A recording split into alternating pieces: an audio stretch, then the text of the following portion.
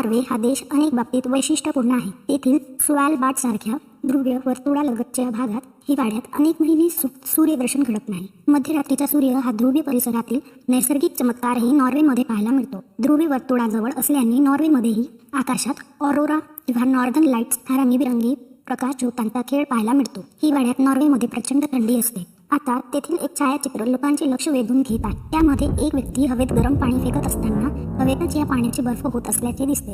राजधानी ऑस्लो जवळ 650 किलोमीटर दूर आर्कटिक सर्कलमध्ये येणाऱ्या स्वालबार्डमध्ये पारा उणे 21 वर पोहोचला आहे. यामुळे तेथील नदी, तलाव आणि अन्य जलस्रोताचे बर्फाचे रूपांतर झाले आहे. हिवाळ्याची स्थिती अशी की हवेत गरम पाणी फेकताच त्याचा बर्फ होत आहे. या दरम्यान युके रॉयल एअरफोर्स व नॉर्वेजियन समान आर्कटिक सर्कलवर 20 अंश सेल्सिअसच्या थंडीत स्वतःला जिवंत ठेवण्याचे प्रशिक्षण घेत आहेत.